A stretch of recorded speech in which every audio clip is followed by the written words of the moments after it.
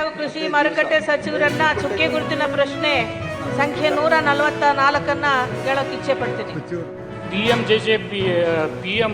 ಪ್ರಧಾನ ಮಂತ್ರಿ ವಿಮಾ ಯೋಜನೆಯಲ್ಲಿ ಏನಾದರೂ ಇವರು ಪ್ರಸ್ತಾವನೆ ಸಲ್ಲಿಸಿದಾರಾ ಅಂತೇಳಿ ಒಂದು ಮಾಹಿತಿ ಕೇಳಿದ್ದಾರೆ. ಆ ಮಾಹಿತಿ ಕೂಡ ಒದಗಿಸ್ಕೊಟ್ಟಿದ್ವಿ. ಅದರಲ್ಲಿ ಈ ಯೋಜನೆಯಲ್ಲಿ ಬಂದರೆ ಕೇವಲ 2 ಲಕ್ಷ ರೂಪಾಯಿ ಮಾತ್ರ ಸಿಗ್ತದೆ, ಅದಕ್ಕೆ 5 ಲಕ್ಷ ಸಿಗೋದಿಲ್ಲ. ಆ ಹಿನ್ನೆಲೆಯಲ್ಲಿ ಕೂಡ ನಾವು ಆ ಯೋಜನೆ ಪ್ರೀಮಿಯಂ ಕೂಡ ನಾವು ತುಂಬಿರಲಿಲ್ಲ. ಈಗ ಆ ಪ್ರೀಮಿಯಂ ತುಂಬಿಸಿ ಅದರಲ್ಲಿ 2 ಲಕ್ಷ ಸಿಕ್ಕು ಮಿಕ್ಕಿದ 3 ಲಕ್ಷ CM ರಿಲೀಫ್ ಫಂಡಿಂದ ಕೊಡಿಸ್ಬೇಕಂತಕ್ಕಂಥ ವಿಚಾರ ಸರ್ಕಾರಕ್ಕಿದೆ.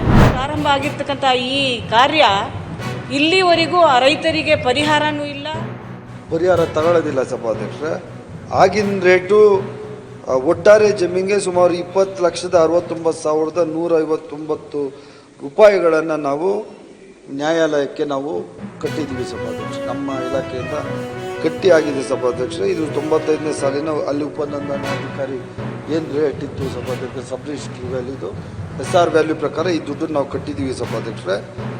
ಮತ್ತು ಈ ಸದರಿ ಭೂಮಾಲೀಕರುಗಳಿಗೆ ಪರಿಹಾರ ರೂಪದಲ್ಲಿ ನೀಡಿರುವ ನಿವೇಶನಗಳು ಎಷ್ಟು ಅಂತ ಕೇಳಿದ್ದಾರೆ ಸಭಾಧ್ಯಕ್ಷರೇ. ಆವಾಗ ಆ ರೂಲ್ಸ್ ಇರಲಿಲ್ಲ ಸಭಾಧ್ಯಕ್ಷರೇ.